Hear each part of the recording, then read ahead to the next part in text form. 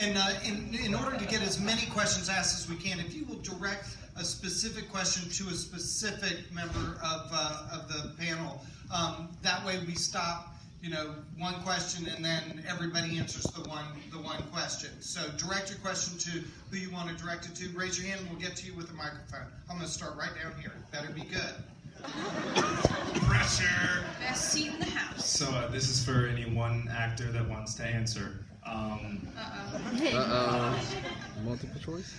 Being on a show like this, what's it like knowing that any day could be the day you get the script where your character... It makes you appreciate the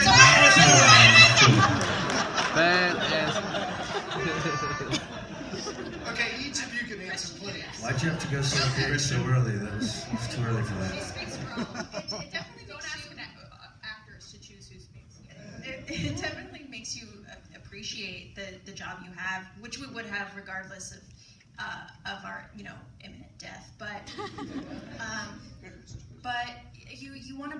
These people have become your best friends and your family, and when you're moving so fast and you're working so hard on a show and you're giving everything, sometimes you could forget what's going on around you, but you have to take your time. You have to acknowledge how lovely and beautiful everyone is that you're working with, because at a certain point, you're still going to be friends. I've made lifelong friends. I'm going to be friends with these people for, maybe not so much Josh, but me and Alana are going to be homies for a very long time, hopefully the rest of our lives. Let's at least lie to the nice people for a second. I'm kidding. But yeah, it's sad when we say goodbye to each other. It really is, because while you're going to be friends, you're not in the same town as each other. You don't get to talk to each other every day. You don't get to be surrounded. But God, your children. She's crying right now. Oh, you are? Don't cry. I know I'm going to cry too. Stop. But when we have these death dinners, it's not because None of them are dying ever. Ever. I know. I hope. When a character dies on the show, we actually kill the actor, and that's what's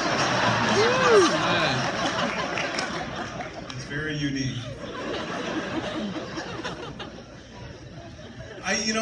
It's to kind of answer your question, I guess. I don't know if we have, but I think you did. I did a great job answering the question. I'm a jackass. I'm sorry. Look, you can't. She answered the question. Let's move on. Moving on. We got another one here. Let's move on. Great. We're done. A lot to say, man. Question right up about Midhouse. Hello. Question quickly from Mikey. I remember at some previous aTVfest, somebody, you, said that you shoot in real film. Is that true?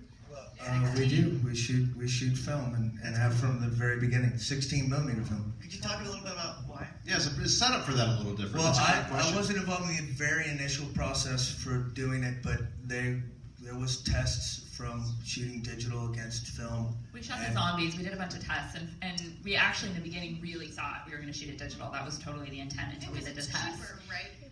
Relatively.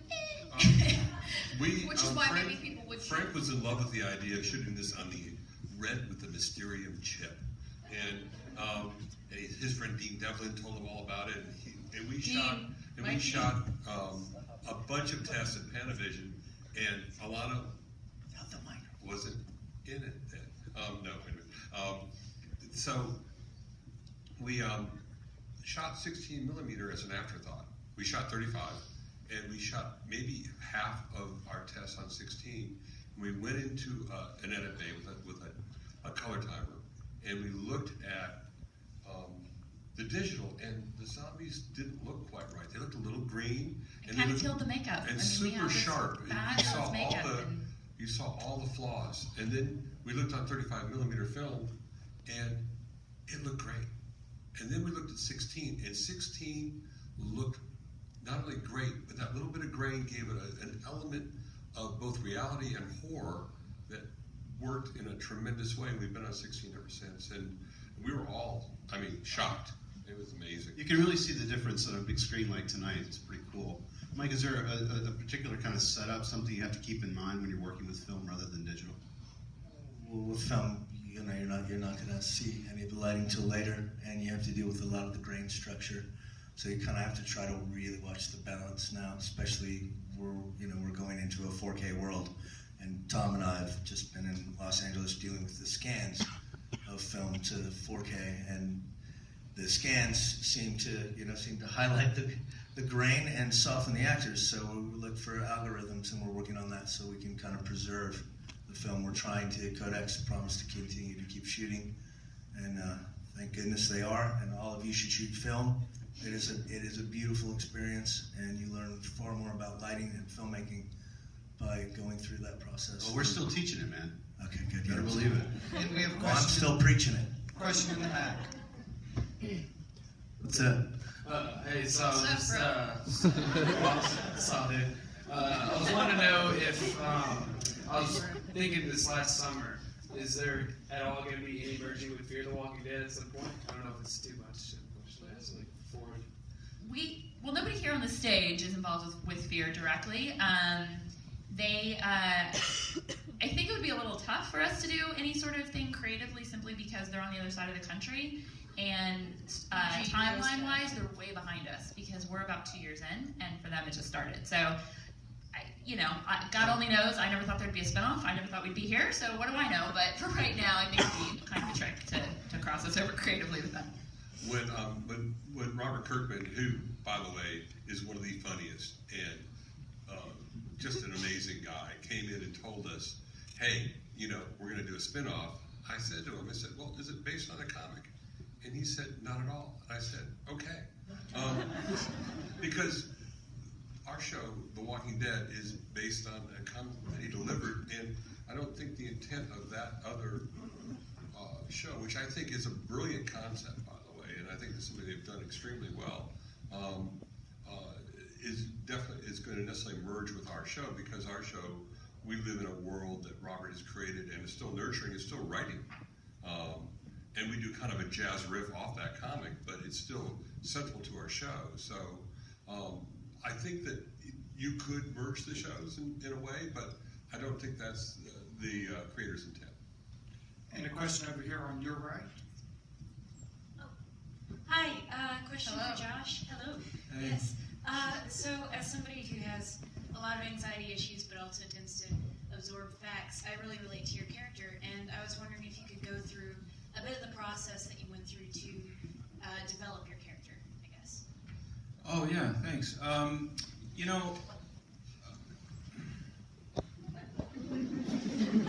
Just kind of showed up. The great thing that our writers and producers have done is, more than anything else I've ever auditioned for, they handed me such rich material to start with.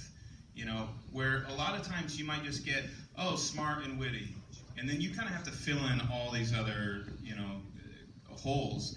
But with Eugene, they gave me everything that he is, and then with the auditions, they were like the first audition and then the callback were 2 different 6-page monologues, and there was so much stuff in there that I could go, they want to see this here, they want to see his acerbic wit here, and like things like that.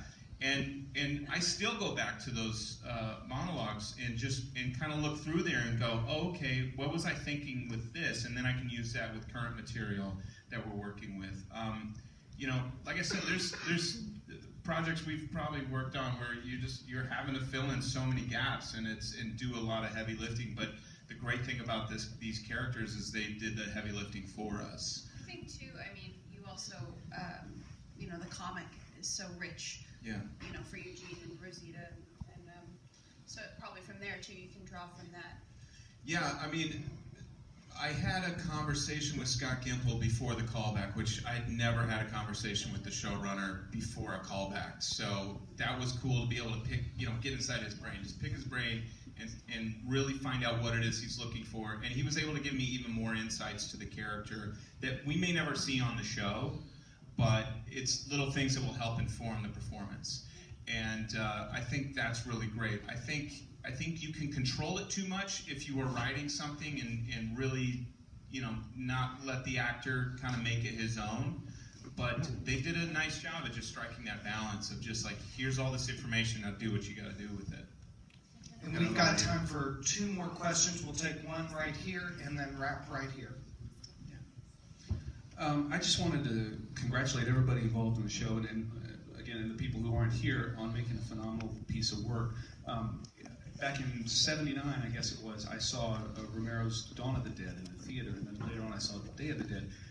It never occurred to me that I would live to see the day when there would be a cable television program that would kind of hit those same marks, and I think inhabit that world really, and do it really, really, really well. It's kind of tremendous and bizarre, and I'm so glad that you guys are doing it. You're welcome.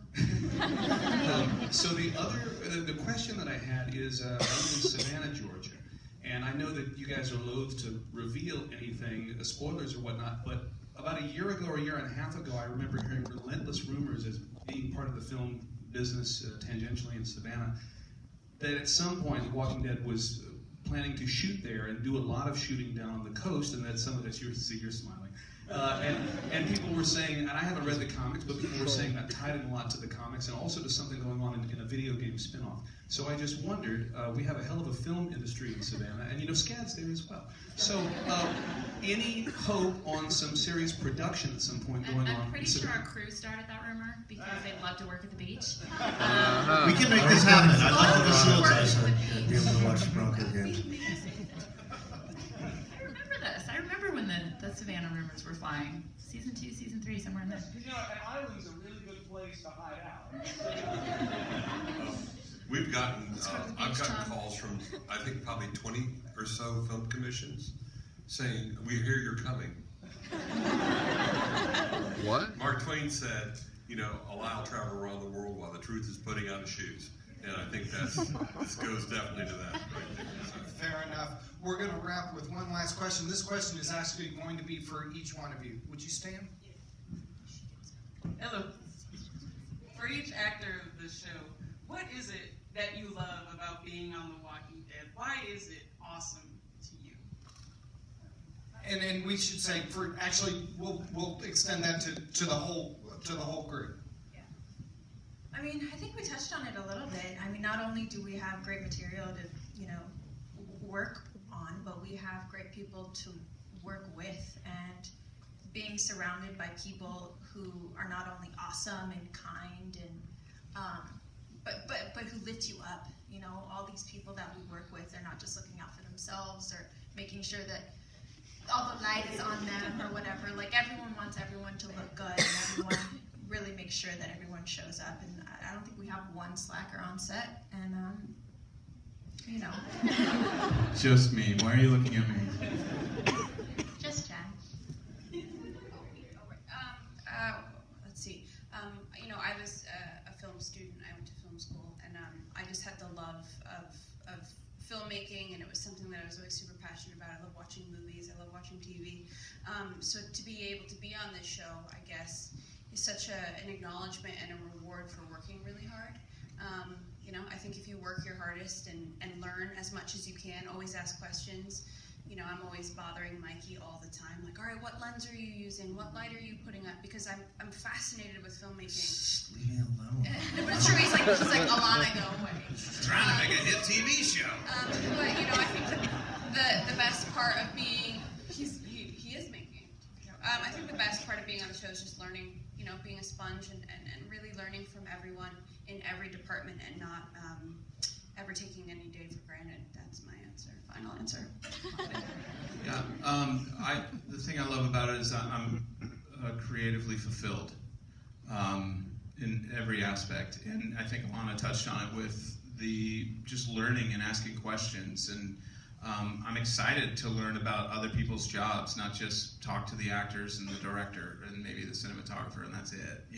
I want to know everything. I want to know what the grips are doing. And it's just it's the best acting school you could hope for, and I get paid for it, and that's amazing. And so I never stop learning. I don't think I'll ever stop learning in my career, just with the way the industry's changing so much, and this is a great place to do that. Yeah, we're all kind of a love fest all the time. I mean, it's just, this show has changed my life in every single way, from how it started, and I never in a million years imagined we'd be here. I love to be on set, and I'm very, very fortunate that that's now my job. I get to work with them every day, and Mikey and Tom and our directors and our writers, and be a part of every single aspect of the process of making a show. And that's the greatest thing in the world. I mean, I joke about it's better than having a real job. Nobody works harder than a film crew. Nobody. It is the hardest working people you'll ever see, and we get to show up and have a blast, which, I mean, obviously you can tell. The show is super depressing. They are not, you know, they're hilarious. We have a great time. It's a very fun, joyful set to be on, and I'm so proud that anytime we have a guest star come in, or we have a new director come in, or even a visitor on set, inevitably they will pull me aside and say, this is one of the best sets I've ever been on in my life. And to me, that's the greatest compliment, not only to the actors and the producers and the directors and the writers, but to our entire crew. The whole world of The Walking Dead is a very special place to be. So the fact that we all know how lucky we are just makes us work that much harder for it, I think. We're just very, very blessed people. You know, for me, it's growth. You know, I know Denise and I have been on this since the very beginning. Mikey and I have been together, you know, from the beginning. You all have been with us for several years, but I get to watch everybody grow on this show. I know I've grown.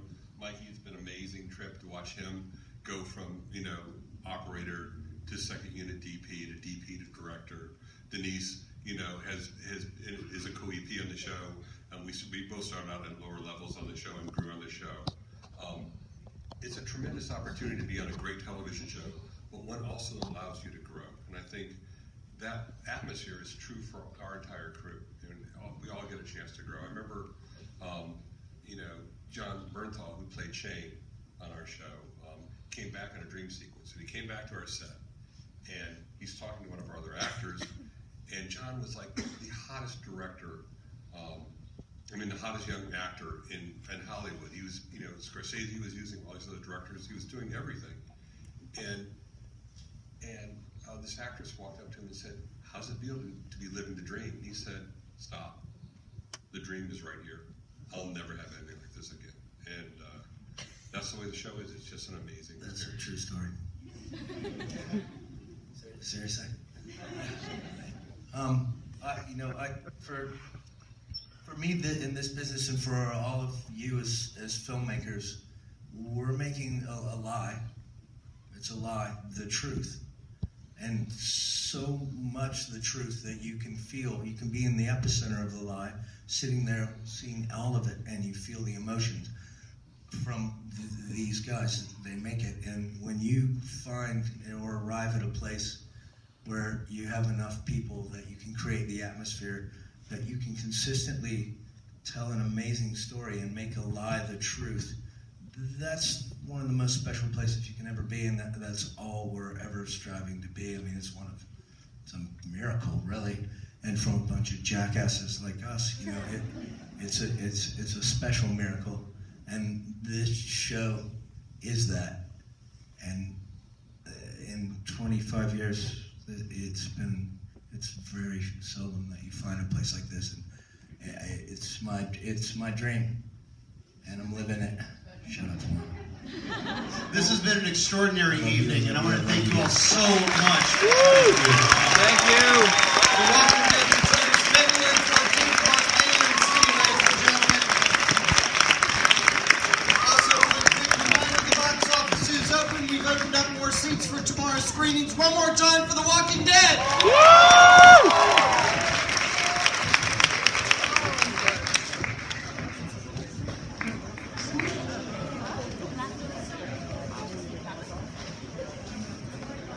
Was that enjoyable? Yes, it was.